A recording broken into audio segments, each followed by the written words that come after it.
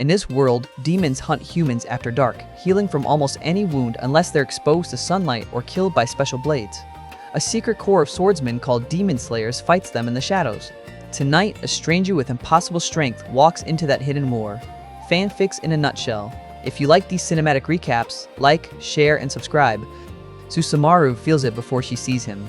Blood. Not ordinary blood. Not the dull, familiar scent that seeps from frightened villagers and drunks staggering home after last call. This is something sharper, louder. It runs through human veins like a storm looking for a place to break. It makes her mouth water. It makes her legs quiver. It makes the hunger inside her rise up like an animal that has tasted meat and wants more. Deep within the forest, a blond man stands alone beneath a ceiling of glimmering stars. He leans against the tree as if he has all the time in the world. Suit and tie on his body like he belongs in the city, not out here where demons play. A bag bulges at his side, packed with plants and herbs. A thick book rests in his hand. He looks up once, calm, then lowers his gaze and begins to sketch, pen moving with easy confidence. Susamaru stalks him from the shadows, silent as she can be. Her tamari balls sit heavy in her mind, eager and obedient, ready to crush bone and tear flesh into red mist. Normally she plays from a distance. Normally, she ends it fast. Not this time. She wants him intact. She wants the screams. She wants to taste that blood slow. Savor it, drink it like a luxury she has been denied her whole cursed life. Her claws lengthen, her fangs slide forward. Her hands shake with anticipation as she prepares to pounce, and the man stops sketching. "You know," he says, voice flat, almost bored, "you're not as quiet as you think you are." Susamaru freezes. Cold fear skates down her spine. For a heartbeat, she wonders if he's bluffing, if he's talking to the forest, to his own paranoia. Then his face turns toward her exact hiding place. "Demon," he says, like he's naming a nuisance. "I'm talking to you. Come on, no need to hide. Let's get this over with." Pride flares hotter than hunger. She steps out from behind the trees and pushes her way through the leaves like a storm given a body. She doesn't waste time with words. She sprints straight at him, claws out, jaws wide, aiming for his throat, his heart, his life. She expects horror. She expects the sweet shock that always comes when prey realizes the truth too late. Instead, she finds nothing. No fear, no surprise, not even a flinch. A fist slams into her face. The sound is wrong, too loud. Bone crunches like brittle wood. Her nose shatters. Teeth explode. Before she can understand what's happening, a second fist drives into her stomach so hard she retches, folding on herself. A kick rips into her ribs. Something snaps inside her chest, sharp pain blooming outward. A final blow lands dead center, and the world turns sideways. She flies backward, skidding through dirt, rolling until her back hits a tree with a sickening thud. Susamaru tastes blood. Not his. Hers. She coughs and tries to rise. Her arm doesn't obey. Her jaw feels wrong. Her ribs feel like shattered glass grinding in her lungs. By a human. The blond man walks toward her with deliberate steps, as if closing distance on a wounded animal. His eyes are a bright, impossible blue. He looks tired, weary, and somehow sad. Suddenly, Susamaru is afraid. This isn't human. It can't be. Yet his blood still rages in him, still calls to her with that unbearable scent. He doesn't carry the stink of Muzan's curse. He doesn't carry the disciplined aura of a trained demon slayer either. No special sword, no ritualized stance. Just brute strength that turns her world into rubble. What are you talking about?" she wheezes as her wounds knit themselves back together in a rush of pain. "They always come," he says, scratching his whiskered cheeks like the conversation is casual. "Your kind. Drawn to me like moths to a flame." "Just who are you?" she snaps, forcing anger into her voice while she buys time, while she heals. "A shinobi, an artist," he says, counting on his fingers with a faint smile. "And believe it or not, I'm also a doctor." She stares at him, confused even as fury rises. "What the hell is that supposed to mean?" he sighs, looking down at his ruined suit stained with her blood. "It means it's very annoying." His gaze hardens. "When you demons attack me, I really, really don't like it." Susamaru snarls and lunges again, desperate to take control back, desperate to prove she's still the predator.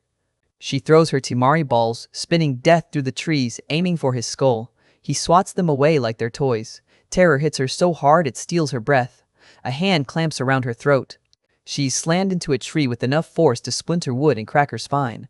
The trunk groans, then gives way, crashing down as she's lifted off the ground, legs dangling, helpless as a rag doll. Pain erupts through her lower back. Her limbs go numb, her ribs break again, piercing her lungs from the inside, and she chokes on her own blood. The blond man leans in close, voice dropping. You're not a monster, he whispers, fingers like iron around her neck. I can see it in your eyes. You think you are, but you're not. He draws a strange knife. It isn't a Nichirin blade, but something about it feels wrong, like it can cut more than flesh. It glows faintly, warping the air around it. Susamaru thrashes once, then stops. Fear wins. Pure, humiliating fear. She realizes, with sudden clarity, that she's going to die. He loosens his grip and she drops to the forest floor, wheezing, barely able to move. I am a monster, she manages, voice pitiful, because it's easier than hoping. He takes a knee beside her. I haven't been alive as long as you, he says, steady and controlled, but I've seen real monsters. The kind that can wipe out thousands without blinking. But you? His eyes hold hers. You kill to satisfy a hunger you can't control. Something cracks inside Susamaru that has nothing to do with bones. Memories flood in. Not the blurred, distant haze she usually ignores, but sharp images. A family, a sister, a ball in her hands. Laughter that feels like sunlight, then screams, then blood. Then the moment she's turned against her will, dragged into a life where her hunger makes her do things she can never take back. Tears burn her eyes. She hates herself so much it hurts. You don't understand anything, she chokes out, voice trembling. I do, he says quietly, more than you know. You're going to kill me, she whispers, because that's what the world does. It punishes monsters. For a moment, he looks like he might let it happen. Like the simplest thing is to stand up, walk away, and leave her for the sun. Then his expression tightens, decision snapping into place. You won't die, he says. Not yet, not until the sun rises. His fingers catch her chin, lifting her face so she can't look away. His touch is warm, gentle. It feels wrong after the violence he just delivered. You might think you're a monster, he continues, voice calm and brutal in its honesty. Everyone might say that you are, but only you can decide what you are, who you want to be. Her lips part. Words stumble out before she can stop them. What's your name? He gives her the faintest smile. Naruto. She repeats it like it's a spell. Naruto. And yours? He asks. Susamaru. Okay, Susamaru, Naruto says, and the way he speaks her name makes it sound like she's a person again. Here's what will happen. I'm giving you two choices. He holds up one finger. Choice 1. You give up eating humans forever. You protect them with your life. You live to atone for every death you've caused. He holds up a second finger. Choice 2. You die with the rising sun. His words cut sharper than any blade. There's no shame in choosing death. Susamaru shudders. Dawn is coming. She can feel it in the air, in the thinning dark, in the way the world holds its breath right before morning. Her tamari balls lie in the grass nearby. She stares at them, longing aching through her chest like a wound that won't heal. A childish part of her remembers playing, remembers wanting someone to throw the ball back, wanting something that isn't hunger. Naruto follows her gaze. He walks over, retrieves them, then places them into her hands like he's returning something sacred. If I choose to live, she whispers, voice small, terrified of the answer, will you play with me? For a moment, he looks surprised. Then he chuckles softly, like the question matters more than the threat of sunrise. Of course I will. The words hit her harder than his fists ever did. She chooses life. I don't want to die, she says, voice breaking. I'll do it. I'll do everything you said. Relief flickers across Naruto's face, sharp and genuine, like he's been holding his breath too. You won't regret this, Susamaru. He takes the knife again, and she flinches, until she realizes he isn't aiming at her. He slices his own palm. Crimson blood flows, steaming faintly in the cool night air. The scent hits her like a wave. Hunger snaps at her mind, demanding she take, demanding she devour. Naruto lifts her chin. She parts her lips. Only a few drops touch her tongue. Only a small taste. It's enough. Warmth spreads through her like fire turning into sunlight. The ravenous haze dulls. The urge to tear into strangers fades to a distant ache. Tears pour down her cheeks without permission as she drinks, shaking, overwhelmed by the way his blood fills the empty, starving hole inside her. For the first time in decades, the hunger doesn't own her. For the first time, she doesn't want to eat him. His blood is all she needs. And when the sun rises, she doesn't burn. She's still cursed, still a demon, but she's alive. Later, when the city begins to stir, Naruto moves through Tokyo with Susamaru clinging to his back, arms tight around his neck like she's afraid he'll vanish if she lets go. He walks with the unhurried pace of someone used to danger.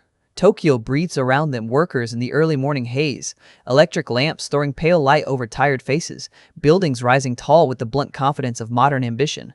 Naruto watches it all with an old sorrow behind his eyes. He has been here nearly 3 years, stranded in a world where he can't sense the energy he once took for granted. He carries loneliness like a second heartbeat, but he keeps moving, he keeps working, he keeps saving lives with hands that don't need special blades to change fate. Susamaru wakes fully as they walk, amber eyes widening as memory catches up with reality.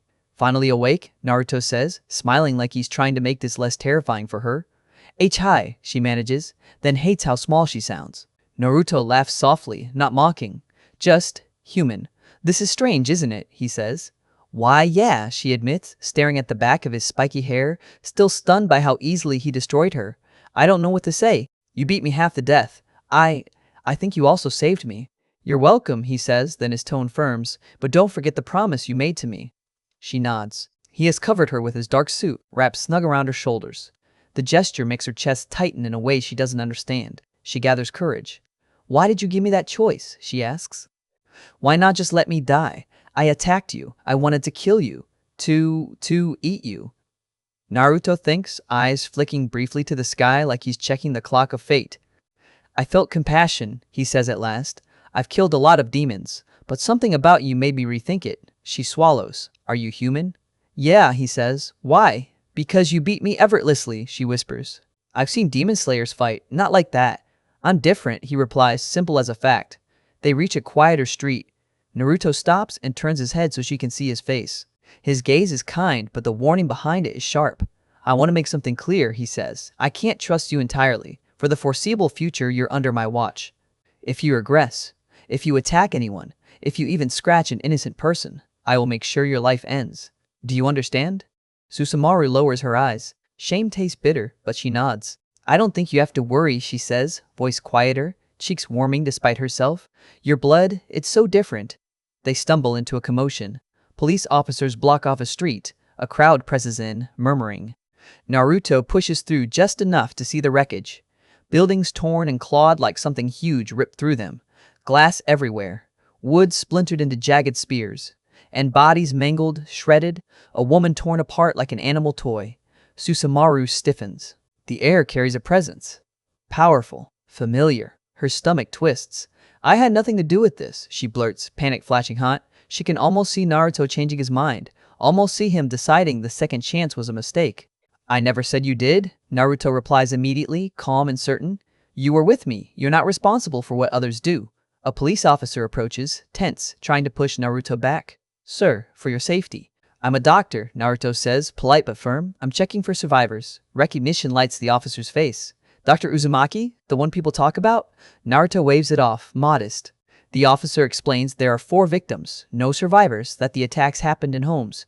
He lowers his voice on the last part, fear sneaking into authority.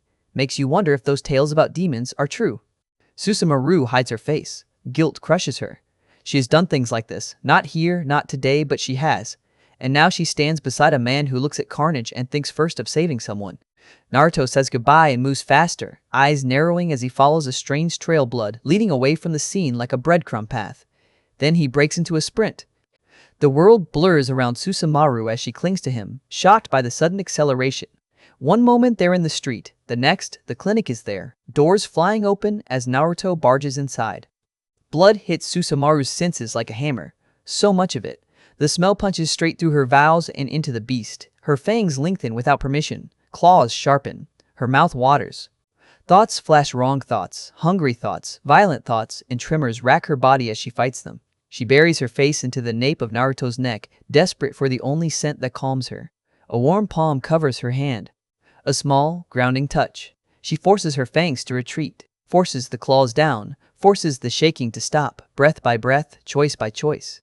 In the main room, a dark-haired man with one arm looks up, relief flooding his face. Naruto, he cries, arm stained with blood. His eyes flick to Susamaru.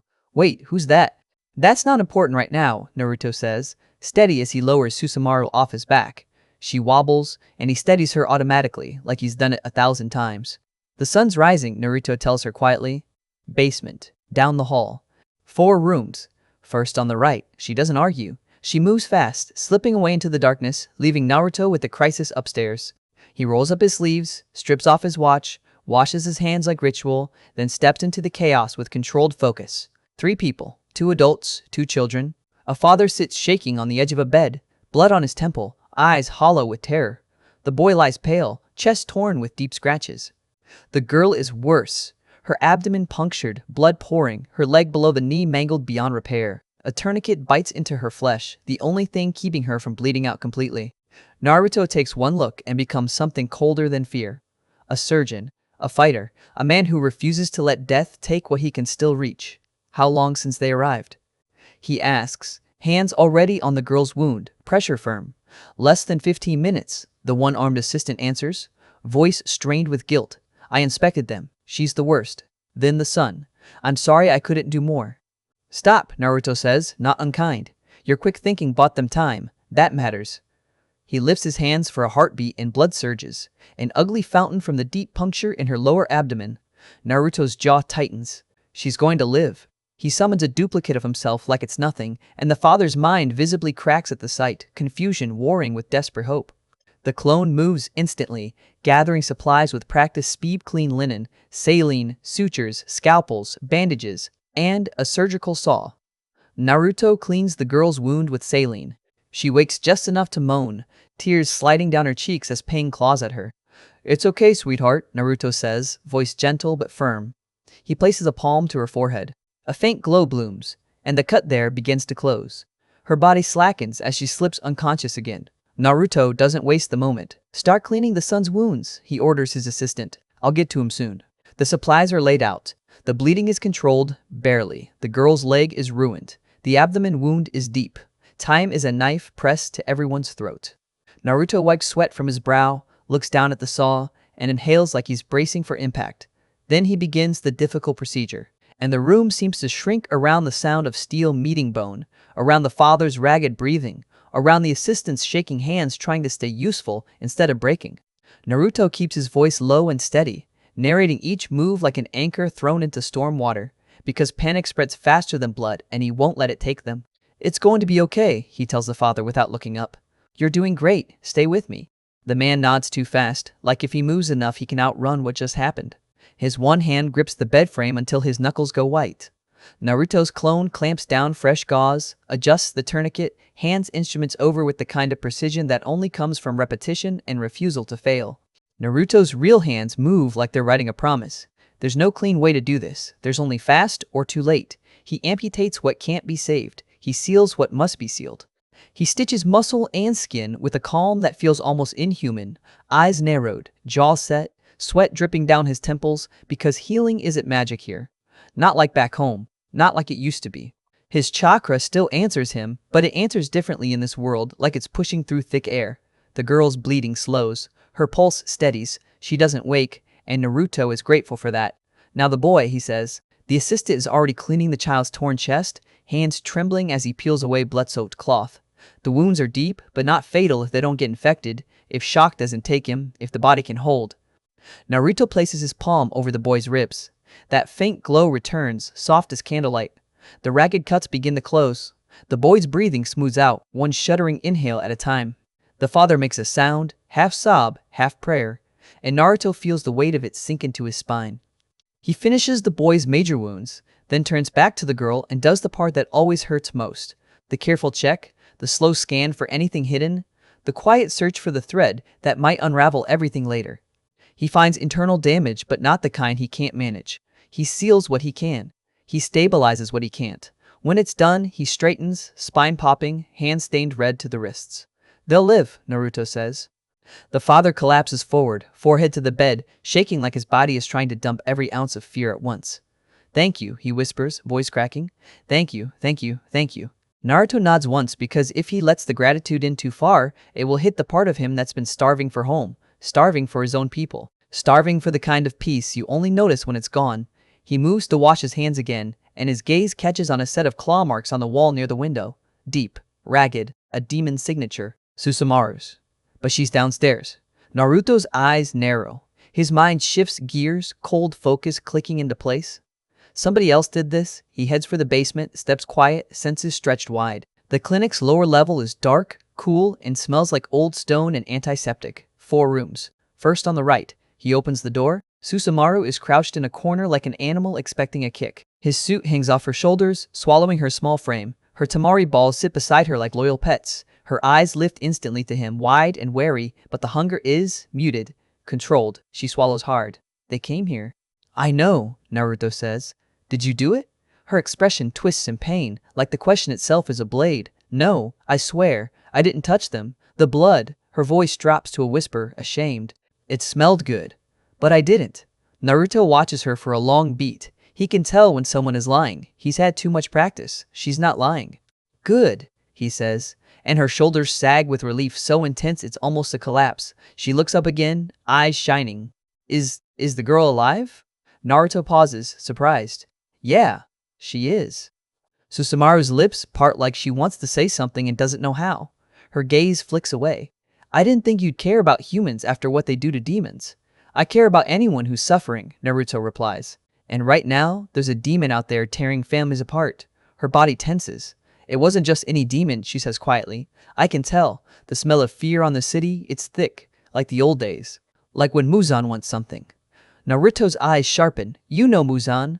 The name makes Susamaru flinch as if her skin remembers pain her mind tries to bury. Every demon knows him, she whispers. Even the ones who pretend they don't. Especially them. Naruto steps into the room and closes the door behind him. Tell me what you know. She hesitates, fingers tightening around her tamari balls. I know he's a curse, she says. He's the first.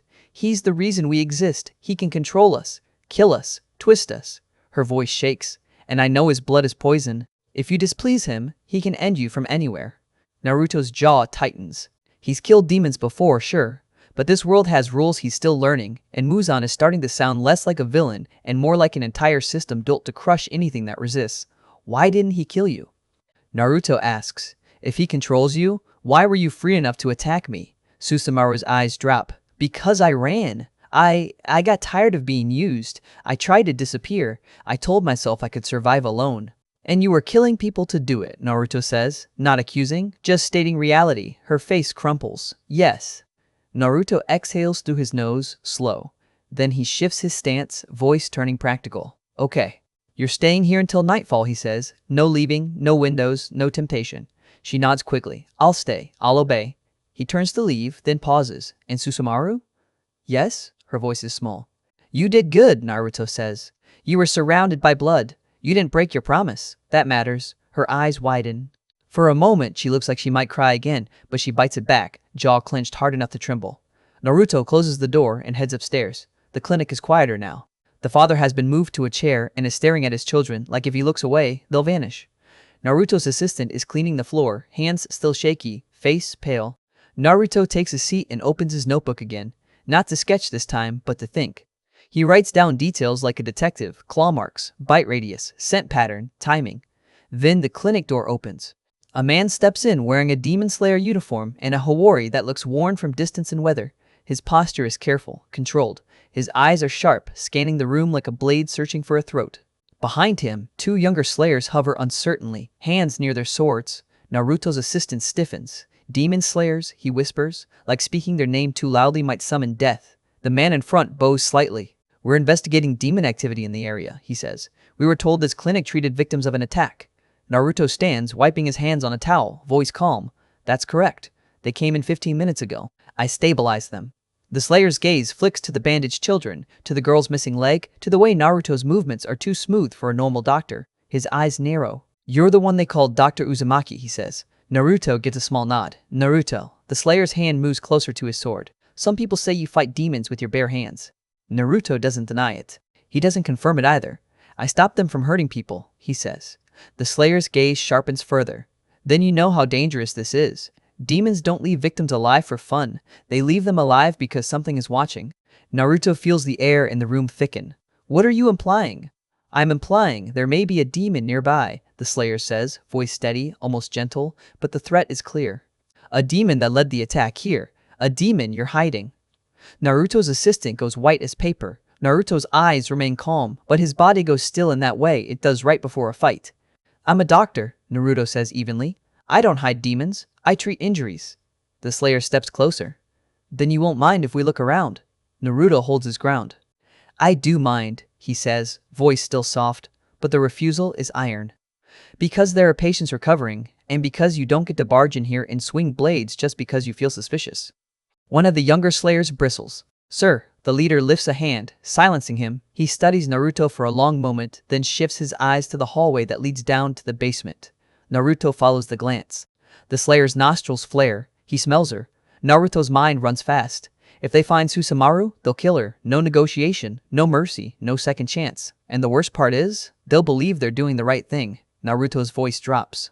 Listen, he says, careful, controlled. I understand your job, I respect it, but I'm asking you to leave. The Slayer's expression hardens. And I'm telling you, I can't. Then the clinic's windows rattle.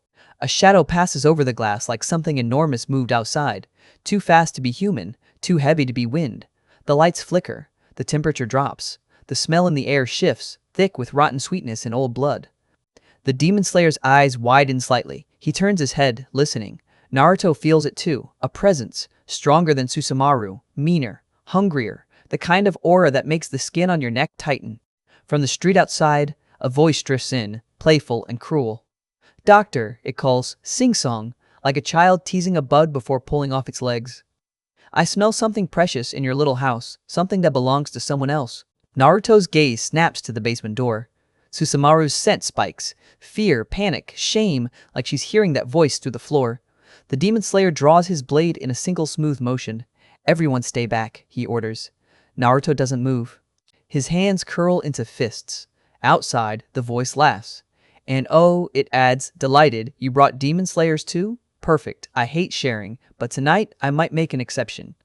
The front door creaks as something presses against it from the other side. Slow, deliberate, enjoying the terror building in the room, and Naruto realizes the worst possible timing has just arrived, a demon powerful enough to taunt the core. Standing at his doorstep, while Susamaru is trapped downstairs with nowhere to run, and no sunlight left to protect her if the wrong blade finds her first. Susamaru is trapped downstairs with nowhere to run and no sunlight left to protect her if the wrong blade finds her first, and then the pressure outside the door changes. Like the air itself has decided it belongs to something else. The clinic goes quiet in a way that has nothing to do with obedience and everything to do with fear. Naruto doesn't look at the Demon Slayer's sword. He looks at the front door. He feels the presence through wood and iron like heat through glass. And underneath it, faint but real, he feels something worse than hunger, recognition. Whoever is out there knows him. Back, Naruto says, voice low. The Demon Slayer hesitates, then shifts half a step, blade angled toward the door. His eyes flick to Naruto again, like he can't decide whether the doctor is an ally or a liability. Outside, the playful voice laps again, closer now, savoring the tension. I can smell it, it croons. That blood, that strange blood. And I can smell something else too, something that thinks it can hide. Susamaru's scent spikes from below. Sharp panic bleeding up through the floorboards. Naruto feels it and makes a decision so fast it almost looks like instinct. He throws a hand sign and a shadow clone pops into existence at his side, eyes already scanning, already understanding. The clone moves down the hallway without a word, heading for the basement, not to drag Susamaru out, but to keep her there, to lock her world tight. Naruto's real body steps forward, the Demon Slayer's jaw tightens. What are you doing? Ending this, Naruto says. He grips the doorknob and yanks it open. Cold air pours in. The street lamp outside flickers, casting jittery shadows across the clinic threshold. A figure stands in the doorway like it owns the night-pale skin, eyes too bright, smile too relaxed. It doesn't look like a beast. It looks like a person wearing a beast's hunger like perfume. And above, perched on the roofline like carrion birds, two more silhouettes watch, still and patient, eyes gleaming down at the bloodstained clinic. 3 demons, not random strays, not hungry nobodies. The air around them carries weight, the kind that makes weaker creatures instinctively shrink. The Demon Slayer inhales sharply, his grip on his blade tightens. 12 Kizuki, he murmurs, almost disbelieving. The one in the doorway grins wider. Smart boy. Naruto's eyes narrow. He doesn't flinch. He doesn't step back. He just studies them the way a surgeon studies a wound. So you're the reason the city looks like it got chewed, Naruto says. The demon tilts its head, amused. You talk like you're in charge. Naruto's expression doesn't change. I'm the one standing between you and everyone in this building, so yes, I'm in charge. The demon's grin twitches. Something like irritation flashes behind it. Then the smile returns, brighter, crueler. You're the doctor, it says. The miracle hands, the rumor. The strange human with blood that makes even us feel. Naruto doesn't respond. On the roof, one of the demons shifts, eyes locking onto the clinic like a predator lining up a leap. Another leans forward, nostrils flaring, tasting the air. The one in the doorway speaks again, voice suddenly soft, intimate, like a confession. Give me one thing, doctor, just one taste, and I'll leave your little pets alive. The Demon Slayer lunges. He doesn't even get close. Naruto moves first, not with the sword, with speed. A hand snaps out and catches the Demon Slayer by the shoulder, yanking him back like a child about to touch a hot stove. "Don't," Naruto says, still calm. "You rush in, you die." The Demon Slayer bristles, humiliation flashing in his eyes. "I'm a Demon Slayer." "I know," Naruto replies. "That's why I'm telling you not to waste your life." The demon in the doorway laughs, delighted. "Oh, this is perfect. A doctor who gives orders to Demon Slayers. A human who talks to the Kizuki like he's equal." Naruto reaches into his pocket and draws the kunai, the one that warps the air around it with that faint, ethereal glow. It isn't a Nichirin blade, but the demons react anyway. Subtle, but real. A flicker of caution. A tightening of posture. "Come inside," Naruto says to the demon in the doorway, "or leave. But either way, stop talking." For a heartbeat, the demon's smile falters. Then it steps forward, crossing the threshold like it's testing a boundary. Naruto's kunai flashes. The demon jerks back, but too late. A thin line appears across its cheek, and for the first time, its eyes widen in something like surprise. Blood beads, dark and thick. It touches its face, stares at the blood on its fingers, then looks at Naruto again, this time with real interest. "You can cut me. I can do more than cut you," Naruto says. The demons on the roof move. They drop in unison, landing in the street with barely a sound, flanking their companion. 3 Kizuki-level presences now standing in a loose triangle, surrounding the clinic entrance like they're laying claim to it. Inside, the injured father stirs, trying to sit up. Yuichiro's face goes pale. The Demon Slayer steps forward, blade trembling fear or adrenaline, it's hard to tell. Naruto doesn't look back, he just speaks, voice carrying authority without raising volume. "Yuichiro, get them away from the windows. Lock the back door. Don't let anyone outside." Yuichiro swallows, then obeys. The demon in the middle chuckles. "You're organized." Naruto's eyes flick to the street behind them. Too many buildings. Too many hiding places. Too many innocent people still asleep.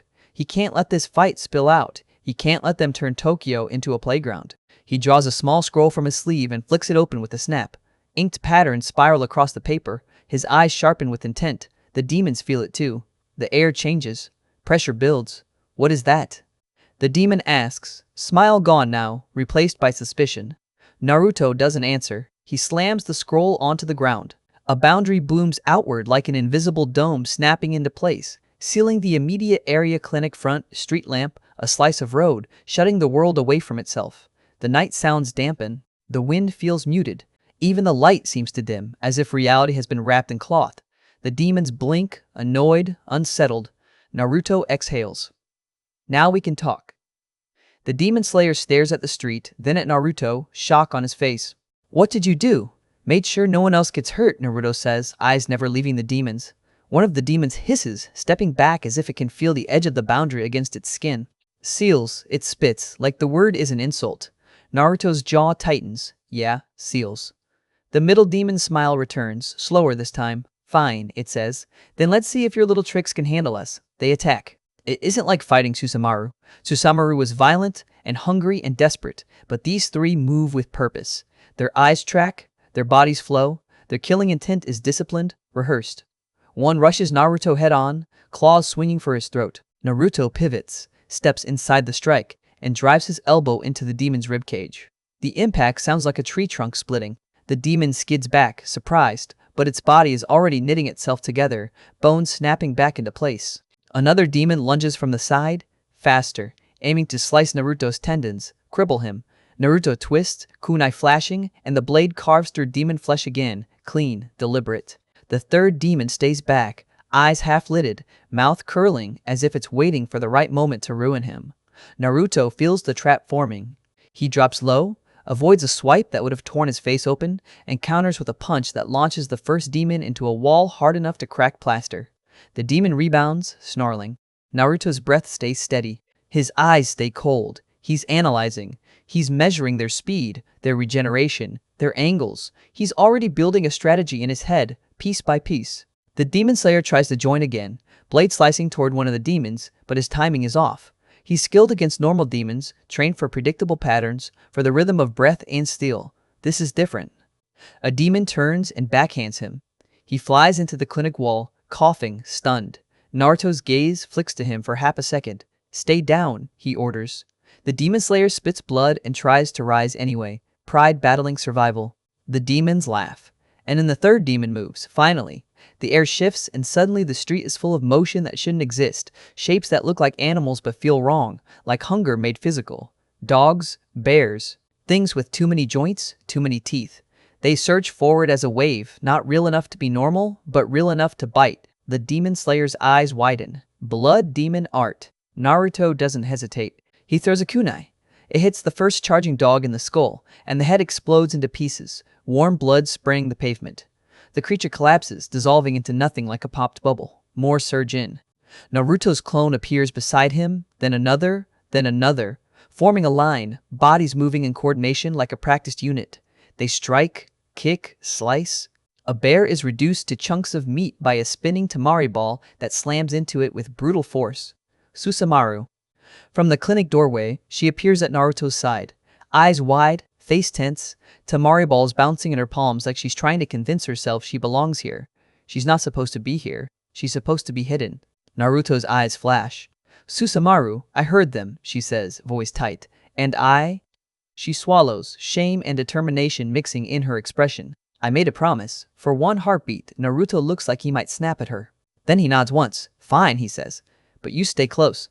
The demons on the roofline, no, the demons in front of him shift their attention to her, their smiles sharpen. A runaway, one of them murmurs, delighted. So that's what was hiding in your basement. Susamaru stiffens. Her tamari balls spin faster, anger and fear coiling together. Naruto feels her shaking and steps half a pace forward, shielding her without even thinking about it. The fight becomes chaos. The animal constructs keep coming, biting and clawing, forcing Naruto and his clones to split focus. One demon dives towards Susamaru, too fast, aiming to rip her apart for daring to stand beside a human. Susamaru reacts on instinct, tamari ball whipping out like a cannon shot. It slams into the demon's torso and sends it flying. Naruto's eyes narrow. Good, he mutters. Another demon snarls and launches itself again, but Naruto is already moving, kunai glowing, body flowing through strikes like water through cracks. He is calm, controlled, furious in a way that doesn't waste motion. Once per part max, if you're still here, don't click away. This is where it turns into a full-on war. A new presence hits the edge of the boundary like a knife tapping glass. Not a demon slayer, no stronger than that. The air changes the way it changes when something apex arrives. A woman steps into the sealed street, smile gentle and eyes sharp, as if she's amused by danger instead of afraid of it. Shinobu Kocho. She takes one look at the scene.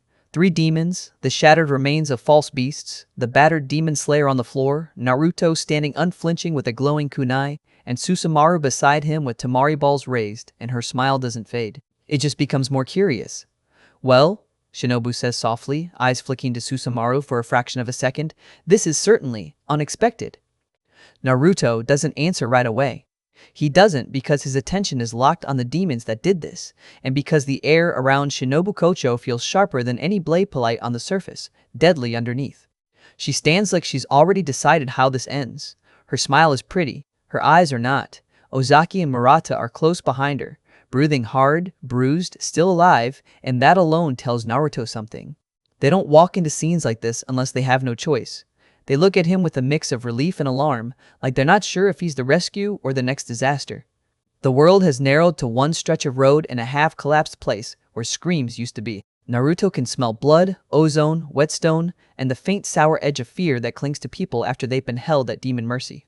He sees the animals first, torn apart, twitching, too wrong to be real, and yet real enough that their bodies bled when they died. One dog's head has exploded into pieces, spraying warm blood, and Susamaru's face is still speckled with it, eyes wide like she can't believe she's standing in daylight-adjacent danger without being the danger. Behind her, the world is a ruin of rock and shadow. A cave mouth is half-collapsed, dust still drifting like the place is exhaling the last of its violence. Naruto's seals. Those strange ink symbols are everywhere if you know how to look. They don't glow like magic. They sit in the air like laws, and the demons can feel them the way insects feel a hand about to clap. On the ground, near Naruto's feet, a demon lies immobilized, bloodied, breathing in harsh, ragged pulls. Not dead. Not yet. Its eyes are wide with the kind of terror demons usually don't get to experience, terror of something stronger than them. Shinobu's blade is already drawn, tip angled down, casual as a woman holding a needle. I received an urgent message from 2 other members concerning an attack on Tokyo, she says, voice bright as a bell. Ozaki and Murata sent for you.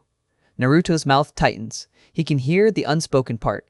They sent for help because the situation was beyond them. They sent for her because her presence means the core is here now, and the core doesn't negotiate with demons, especially not with one standing at Naruto's side. Shinobu takes one more step in, close enough that Naruto can smell the sweet edge of her perfume cutting through blood and smoke. Her smile doesn't change, but her eyes flick again, precise, measuring. Naruto's glowing kunai, Naruto's posture, Susamaru's tamari, the broken animals, the crushed stone. I was under the impression that you needed to be saved, she says lightly, that you were being held captive. Naruto rubs the back of his head, a sheepish gesture that doesn't match the scene. Well, he says, dry, that was the case a few minutes ago. Shinobu nods slowly, enchanting in the way poison can be enchanting, beautiful because it doesn't have to fight to be lethal. She inches closer, so close Naruto can almost feel her against him, and her voice drops just slightly. And might I ask why there is an injured demon behind you? The words hit like a hook in the ribs. Ozaki stiffens. Murata's hand twitches near his sword. Susamaru's breath catches, and Naruto feels the spike of fear roll off her body in a hot wave. For one ugly heartbeat, she looks like she might bolt, and Naruto knows if she runs, she dies. Naruto doesn't move. Him? He says, as if they're discussing an annoying stray animal. I beat him into a bloody pulp, obviously, especially after he threatened all those innocent people. Shinobu's eyes widen a fraction, then she steps back, the smallest retreat calculation replacing curiosity. You beat a member of the 12 Kizuki? She asks, and there's something new in her voice now, not disbelief, interest. Naruto points with his thumb toward the other side of the shattered cave area, where another demon lies out cold, body twisted at a wrong angle against cracked stone. The wall behind her is fractured like it took a cannon hit. Nope, Naruto says with a grin that's too bright for the situation. Not just one of them, though. For a second, the night feels thin, like reality is holding its breath. Shinobu's calm expression returns, but it's colder now. She looks at Naruto the way a scientist looks at a specimen that shouldn't exist. Now this is unexpected, she murmurs. The immobilized demon on the ground begins to tremble harder. He's heard everything. He understands what Shinobu is. He understands what happens when a Hashira decides a demon's time is up. Naruto glances down at him, then back up. Did you kill him? He asks. Yes, Shinobu chirps, far too cheerful. I made sure to use one of my stronger, quicker poisons. Of course, he also suffered in the process. But unfortunately, there was nothing I could do about that. Naruto doesn't believe her for a second. He's seen the way she moves. He's seen the smile that never touches her eyes. Quick poison. Suffered anyway. He can read between those lines. She doesn't mind suffering if it's wearing a demon's face. Right, Naruto says, flat. He steps aside like he's granting permission, and the demon Rokuro, if Naruto heard the name right from the earlier panic, begins to shake so hard his limbs rattle against the stone. He tries to crawl back, but he can't. Whatever Naruto did to him, it pinned him in place like an insect nailed to a board. Naruto's voice drops, warning threaded through it. Be careful. He uses shadows to attack. They're really, really annoying. Shinobu's smile deepens. Thank you, she says sweetly. And then she moves, not rushing, not dramatic, just efficient, like she's doing her job. She darts in, blade flicking with a speed that makes Ozaki gasp. The sword tip flashes toward the demon's neck. But the demon's shadow jerks like it's alive, snapping up as a black spike, aiming for Shinobu's throat. Shinobu's body tilts with impossible grace, a dancer's pivot. The shadow spike grazes her cheek and tears a tiny line of blood across her skin. Naruto's eyes narrow.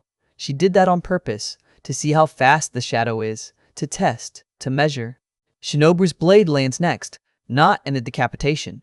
She doesn't need that. The tip pricks flesh, a single precise puncture, and the demon screams as poison floods his system like ice water poured into his veins.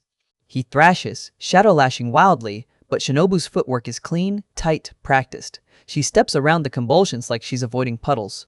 Lady Kocho, Ozaki calls out, voice strained, be careful. Shinobu hums like she's listening to music instead. The demon's shadow spikes grow weak, trembling, then collapsing into a puddle of darkness that can't hold shape.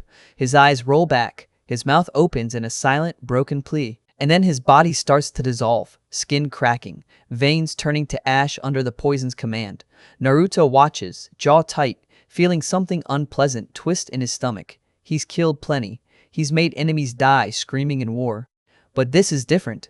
This is personal hatred refined into art. When it's over, Shinobu turns back to Naruto as if they've just finished a light stroll. So, she says cheerfully, I don't have to wait for the sun to rise then? What a relief. Naruto snorts. I'm sure you are very worried. Shinobu's smile turns sly. Of course. She glances around again, eyes taking in the shattered animals, the cracks in the wall, the way the cave itself looks like it's been punished for existing. Then she looks at Naruto's hands, hands without calluses from sword training, hands that still feel like a doctor's hands even when they're covered in demon blood. You're not a demon slayer? She asks. Nope, Naruto repeats, grin returning like a shield. Shinobu's gaze sharpens again, and Naruto feels it, the subtle shift in her posture, the way her weight moves to the balls of her feet. She's thinking about fighting him. Not because she wants to kill him, not yet, because she wants to know what he is. Naruto senses it and doesn't react. He just lets the moment hang. If she tries, he'll respond. If she doesn't, he'll file the knowledge away and keep moving. Behind him, Susamaru stands very still, tamari balls bouncing lightly in her palms like she's trying to look harmless, like she's trying to look like she belongs beside him and not beneath someone's blade. Shinobu's gaze flicks to her again, quick, surgical, and then away. She doesn't say the word demon, not yet, but Naruto can see the question forming like a knife being drawn. Ozaki and Murata approach carefully, eyes on Naruto, voices low and urgent. Naruto, Murata says, clutching his side. Long time no see. Naruto's eyes slide to him, then to Ozaki, and something in Naruto's expression softens for half a second. The relief of seeing them alive. Long time no see, Naruto echoes, and then his eyes snap upward, narrowing. Because the night isn't done. On the roofline above the cave area, silhouettes shift. There are still presences out there, watching, listening, tasting the air like predators sniffing blood from miles away. Lower moons don't move alone when the air starts smelling like Naruto. Naruto's fingers tighten around the glowing kunai. Mikago, one of the demons, Naruto already dropped, lies out cold, but her blood demon art is still an unknown variable in the air, like a loaded gun you can't see. And somewhere deeper in the dark, beyond the sealed-off chaos, the real chain of command is watching through other eyes. Shinobu steps closer again, sword still in hand, smile gentle, voice sweet. Dr. Uzumaki, she says, as if tasting the title, you've just proven something interesting. Naruto tilts his head. Yeah? She leans in, close enough that her breath brushes his cheek and her eyes lock onto his with a calm that's almost inhuman. Tell me, Shinobu whispers, what exactly are you? Naruto holds her gaze and feels the room behind it, years of grief wrapped in politeness, years of killing wrapped in grace. She is smiling like a butterfly and watching like a predator. He understands her instantly. She wants a label because labels make it easier to decide who deserves mercy. He gives her something else, a person, he says, a doctor, a guy who got lost. Shinobu's smile doesn't move. That isn't an answer. It's the only one you get, Naruto replies, voice light, but his eyes are steady. You don't need to understand me to do your job, you just need to not stab my friends. Her gaze flicks sharp to Susamaru. Susamaru stiffens like she's been struck. The tamari balls in her hands stop bouncing. Her shoulders rise like she's trying to make herself smaller. The air goes tight. Ozaki and Murata watch the exchange with that helpless dread demon slayers get when two stronger forces are measuring each other. They look like they want to talk and don't dare. Shinobu tilts her head, and the sweetness in her voice becomes almost unbearable. Friends, she repeats, you call a demon your friend. She's under my watch, Naruto says, and she kept her promise tonight. And how do you know she won't break it tomorrow? Shinobu asks, still smiling. Naruto glances at Susamaru. Her eyes are bright with fear, but there's something else in them now too. Resolve, shame, a desperate need to be better because someone finally saw her as human enough to ask her to choose. Because she's choosing, Naruto says, every second. Shinobu studies Susamaru a moment longer, then finally exhales, a tiny sigh, like she's letting herself set something down. I can't say I trust you, she says to Susamaru, voice calm and honest in a way the smile isn't, but I'm willing to try. Susamaru blinks, confused. Why? Shinobu's eyes darken just for a heartbeat. Because my sister believed the demon could become something else, she says softly. And I want to understand what she meant. Susamaru swallows hard. I've killed people, she says, voice shaky but firm. I can't erase that. But I can stop it from happening again. I can protect them now. Shinobu watches her, silent, and Naruto can see the battle inside her. The hatred that wants to cut. The dream that wants to heal. Finally, Shinobu nods once. Then prove it, she says. Naruto feels the tension ease by a fraction, just enough for breathing room. But the night is still wrong. The sealed street still holds a pressure like a storm trapped in a jar. Somewhere beyond the boundary, something is moving, slow and patient, as if it knows time is on its side. Naruto's eyes track the roofline again. The watching presences are gone, but their scent lingers like they retreated not in fear, but in calculation. Shinobu wipes the thin line of blood from her cheek, gaze sharpening. There was mention of mist, she says, turning to Ozaki and Murata. A demon capable of trapping people. Murata nods, grimacing as he shifts his bruised ribs. A cave, he says. We found hostages. A demon named Takuchi Human went hysterical. Then the mist started to make things appear. Naruto's expression hardens. He's heard the tone in Murata's voice. That isn't just fear. That's someone who saw something that reached into his mind. Shinobu looks at Naruto again. If this mist demon is still active, there may be more civilians trapped, she says. And if the Kizuki were drawn here, her voice stays gentle, but the meaning is sharp. Then something larger is moving. Naruto's jaw tightens. He thinks of the clinic, of the father staring at his bandaged children like prayer made visible. He thinks of Susamaru choosing life because a stranger offered it. He won't let this world keep taking.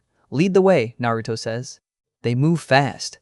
By the time they reach the outskirts, Tokyo's lights are a smear behind them, and the forest opens like a mouth swallowing the last of civilization. The path is rough. The air is damp. Mist crawls low along the ground, thin at first, then thicker, like breath from something sleeping under the earth. Naruto feels Susamaru close beside him. She keeps her suit wrapped tight around her shoulders, eyes scanning the trees, senses flaring the way a demon's senses do when something powerful is nearby. Shinobu walks on Naruto's other side, posture relaxed, blade sheathed, smile returned as if they are simply taking a late stroll, but her eyes never stop moving, never stop calculating. Ozaki and Murata trail a step behind, cautious, bruised, watching Naruto as if he might suddenly sprout fangs. If you're still here, don't click away. This is the part where the forest stops being a place and turns into a trap. The mist thickens. It doesn't behave like weather. It behaves like intention. The moment they step into it, the sound of the world dulls. Even footsteps feel muffled. Trees loom closer than they should. Shadows look too long. Susamaru inhales, nostrils flaring, and her face tightens. We're close, she murmurs. Shinobu's eyes narrow. To the demon causing it? Susamaru hesitates. To something powerful, she says, more honest and confident. I can sense Muzan's cells. I can sense a lot of them. Naruto catches the flicker in her eyes. Fear. A specific kind of fear. Who is it? He asks quietly. Susamaru's throat works. I don't know, she lies, and Naruto hears it. He hears the way the word comes out too fast, too forced. He files it away without calling her out. Because sometimes fear is a locked door, and you don't kick it open while someone's still inside. They find the cave mouth like a wound in the earth. A wide opening yawns between rocks, mist spilling out in slow coils. The air inside is cold enough to bite. Naruto can smell humans in there. Sweat, blood, fear, alive. Hostages, Murata whispers. Shinobu nods once. We go in, she says. Quietly, quickly. Naruto forms a hand sign, and shadow clones pop into existence, 6 of them, moving without hesitation. Shinobu's calm demeanor flickers. Alarm and suspicion. Then steadies again as she watches the copies spread out like a trained unit. Stay close, Naruto tells Susamaru. She nods, Temari balls in hand, eyes fierce. They enter. Inside, the mist is thicker, crawling along the cave floor and licking up the walls like living smoke. The ceiling vanishes into darkness. The air tastes metallic. Somewhere deeper, a low sound repeats. Drip, drip, drip. Steady as a heartbeat. They move through narrow tunnels until the cave opens into a larger chamber. And Naruto sees them. Dozens of people huddled together, dirty, bruised, trembling, some barely conscious. They look up with wide eyes, the way people look at a miracle and a threat at the same time. Some start to cry. Some flinch, expecting violence. A young man stumbles forward. Eyes wild, hair plastered to his forehead with sweat. Get away, he gasps, voice cracking. It's here. She's here. No, he's here. Takuchi. Susamaru's expression twists with sympathy and irritation all at once. The boy's terror is so raw it spills into everything. Shinobu steps forward, voice gentle. Takuchi, she says, we're here to help you. He jerks back like her words burn. His eyes dart, tracking shapes in the mist that aren't there until they are. Naruto feels it. Something brushes his mind, soft as cobweb. A whisper slides into his ear, not from behind him, but from inside the mist itself. Why did you run away? Susamaru stiffens violently, head snapping to the side. She hears it too. Her eyes go distant, haunted. The mist shifts, and figures appear at the edge of Naruto's vision. 3 shapes standing beside Susamaru. Too clear to be real, too familiar to be random. They whisper at her, their mouths moving without sound, their faces full of accusation. Susamaru shudders and tries not to look at them. Shinobu's expression tightens. She sees the way Susamaru reacts, the way her breath stutters, the way her fingers grip the tamari balls like lifelines. Mirages, Shinobu murmurs, controlled. It's forcing hallucinations. Naruto's jaw clenches. He's fought genjutsu before. He knows what it feels like when reality starts lying. He looks at Shinobu. "We get the hostages out first," he says. Shinobu nods. "Immediate." "Agreed." Naruto's clones move into the crowd. Each one grabs two people, lifting them gently but firmly, and starts heading back through the tunnel, fast and careful. Ozaki and Murata begin helping too, carrying those who can't walk. Susamaru takes a man onto her back without complaint, moving with surprising tenderness. Takuchi tries to follow, then freezes again, eyes locked on something only he can see. "Don't leave me," he whispers to the mist, voice breaking. "Please, don't." Shinobu grips his shoulder, firm. "Move," she orders, and the edge in her voice cuts through his panic just enough for him to obey. Then the cave trembles. A deep crack splits through stone. Dust rains down. People scream. Naruto's head snaps up as the ceiling groans like it's about to collapse. From the mist, something huge rises. Mukago. Her form is wrong, massive, animalistic, swollen with hatred. Slitted eyes burn with senseless rage. She cleaves distance in one bound, enormous paws slamming into the ground, cratering rock. Shinobu's eyes flash. She turns sharply, voice snapping for the first time. "Get away from here, Kanao." A smaller presence? Kanao hesitates at the edge of the fleeing line, then obeys, sprinting after the clones carrying civilians. Susamaru, Ozaki, and Murata move with grim urgency, each carrying someone, running without looking back because they understand the math now. Naruto and Shinobu are the only ones who can hold this thing. Naruto feels the strain in his body already. He has used too much chakra today. He can feel it like a weight in his limbs, a dull ache behind his eyes. But he shoves the concern aside and molds chakra into his arms. Shinobu watches him, suspicion cutting through her calm again. Naruto raises both hands. "Gale palm," he says. A titanic burst of air erupts outward, slamming into Mukago's massive body and slowing her advance just long enough for the last civilians to vanish down the tunnel. Now it's only Naruto and Shinobu in the chamber. Mukago roars and brings down two enormous paws, smashing where they stood an instant ago. Rock explodes. Dust floods the air. Naruto and Shinobu blur away, speed and precision keeping them alive by inches. Shinobu unsheathes her blade, poison already refreshed, voice crisp. "I can't behead that thing," she says. "But with poison I might kill it or at least slow it down." "It's worth a try," Naruto replies. But priority is still 0 casualties. Mukago lunges again. Naruto pivots, fists snapping into her side with concussive force, but her body is too large, too dense, absorbing impact like a mountain absorbing rain. She swings a paw and Naruto ducks, the clawed edge slicing the air where his head was a fraction earlier. Shinobu darts in with insect breathing, blade tip flashing like a needle. She strikes joints, tendons, soft points, delivering poison with surgical cruelty. Mukago shrieks, rage twisting her features, and her body stumbles, slowed by what she can't regenerate fast enough. Naruto watches the pattern. He times the openings. He waits until Mukago rears back for another crushing blow, then slams both palms forward, chakra surging, a second gale palm striking her square in the chest and driving her backward into the cave wall hard enough to crack stone. Mukago convulses, claws scraping rock, eyes wild, poison burning through her. For a moment she looks almost scared. Then the mist surges. The hallucinations spike, sharp as knives. Naruto's vision fractures. For a heartbeat he sees another world, another battlefield, friends falling. Blood screams. Then it's gone, replaced by the cave shaking itself apart. Naruto bites down hard on the inside of his cheek. Pain grounds him. Reality snaps back. He moves. He grabs Shinobu's wrist and yanks her out of the line of a collapsing slab of stone. It slams down where she would have been, shattering, dust exploding around them. Shinobu's eyes widen a fraction, then narrow with something unreadable. Gratitude doesn't look right on her. It looks like confusion. "You're reckless," Naruto tells her, breath tight. She smiles, faint and sharp. "So are you." Mukago thrashes again, moving dangerously close to the tunnel mouth. Naruto sees the last of his clones disappearing, hostages in their arms. Good. They're out. They're safe. Now Naruto can stop holding back. He steps forward, chakra coiling tight, and for a moment the air around him feels like it did back home. Heavy, alive, ready. Mukago roars and charges. Naruto meets her. The next impact shakes the cave. and the ceiling gives one final groan like the earth itself is tired of this violence. Then the chamber begins to come down. Naruto's eyes flick once toward the tunnel where everyone fled, and he makes the only decision that matters. He will not die here. He will not let Shinobu die here. He grabs her again, yanks her close, and the world blurs as he forces them into motion through falling rock and choking dust, racing the collapse by heartbeats.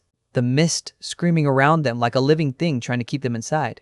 And as they burst out into night air lungs, burning the cave behind them collapses with a thunderous roar, sealing Mukago's rage under tons of stone. The mist coughing outward one last time like a dying breath before it thins and fades. Naruto stumbles, catches himself, and looks up. The hostages are scattered across the forest clearing, coughing, crying, alive. Susamaru stands among them with Takuchi limp on her back, breathing soft and unlabored, eyes haunted but determined. Shinobu sees her, truly sees her, and doesn't draw her blade. For a moment, the world is quiet enough to hear the insects. Then Susamaru closes her eyes, focuses, spreading her senses, trying to find the demon responsible for the mist, trying to find the source of this madness. Her voice is steady, but Naruto can hear the apology hidden inside it when she speaks. "It's close," she says. "Very close." Shinobu turns to her, thoughtful, calm, returning like armor. "Can you locate them?" "Yes and no," Susamaru admits. "I can sense demons nearby, but not distinctly enough to tell the difference. If we find someone, we can't be certain it'll be the one causing the mist." "That's good enough," Shinobu says, and then, softly, dangerously, "Are you up for hunting more of your kind?" Susamaru nods firmly. "As long as it means less people being hurt, absolutely." Shinobu's eyes narrow, then she asks the real question. "Then I trust you'll have my back when we encounter a demon?" "Obviously," Susamaru says, rolling her eyes like she's trying to pretend this isn't the most terrifying thing she's ever done. "A friend of Naruto's is a friend of mine." "Ah," Shinobu teases, smile tilting. "So, we're friends now." Susamaru grumbles, but there's a softness in it that wasn't there before. Naruto watches the exchange and feels something unfamiliar settle into his chest, hope, small and stubborn. Shinobu turns to Susamaru. "Where do you suggest we go first?" Susamaru shuts her eyes again, senses reaching outward, searching for Muzan's cells, for the presence of something powerful enough to twist mist into cages. Her face pales. Naruto sees it. He sees the fear she tried to hide earlier return in full force. "It depends," Susamaru says, voice suddenly serious. "If you're ready to fight with your life on the line." Shinobu doesn't blink. "Lead the way," she says. "We're putting a stop to this madness." Susamaru nods, then thinks, "I'm sorry, Naruto, for not telling you everything." Naruto's eyes narrow. He hears the silence after her words like a warning. And then, beyond the clearing, a new presence steps into range, so heavy it makes the forest feel smaller, so sharp it makes even Shinobu's smile falter. Susamaru's breath catches, Shinobu's hand shifts near her blade, Naruto's fingers curl into fists. From the darkness ahead, footsteps cross the field with unhurried certainty, and the air fills with the kind of power that doesn't need to announce itself. Upper Moon, 3 walks across the field. Naruto stares at the approaching figure, feeling the same truth he felt when he first arrived in this world. The cruelty here has depth, layers, hierarchies, and it is never satisfied. But he also feels something else now, something that wasn't present at the start. He is not alone anymore. A demon who chose to change stands at his side. A Hashira who is willing to try stands in front of him. Innocent people breathe behind them because they ran into the night and survived. Naruto inhales, steadying himself, and for the first time since being stranded, he feels like he might actually be able to carve a path through this darkness, not by becoming its mirror, but by refusing to let it decide who gets to live.